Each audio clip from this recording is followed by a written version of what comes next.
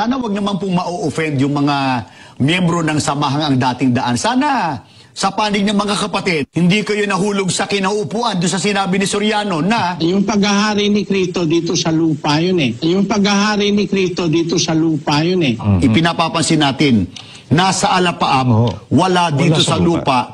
Kagaya nung binabanggit ni Ingkong na di umano ay dito raw maghahari sa lupa ang mga kay Kristo at si Kristo sa loob ng 1,000 taon. Ay paano mangyayari yun? Ay susunugin ang buong daigdig na ito. Tanyo? Yan ang paniwala nila kasi yan ang tinuro ni Manalo eh.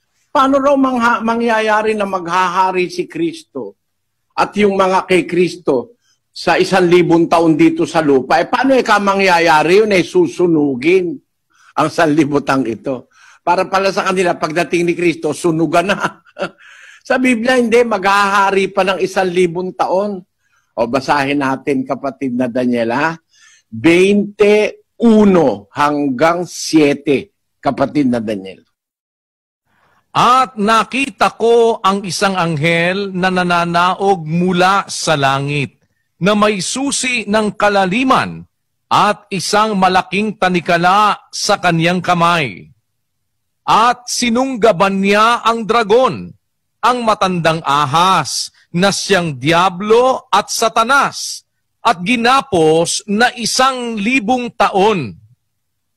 At siya'y ibinulid sa kalaliman at sinarhan, at tinatakan ito sa ibabaw niya, upang huwag nang magdaya sa mga bansa, hanggang sa maganap ang 1,000 taon. Nakita mo, Sandoval, ang hindi tinuro sa ni Manalo sugo mo?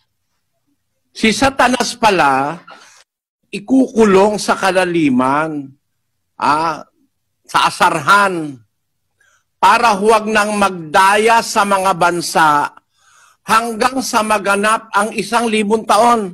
Kita mo? May mga bansa pa pala eh.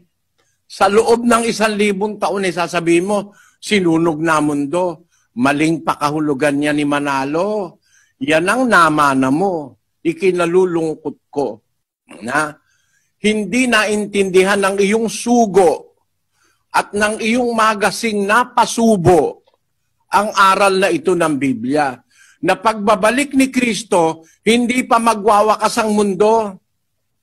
May mga taong maiiwan dito na hindi pa sumasampalataya kay Kristo. Kagaya halimbawa ng mga Hindu, ng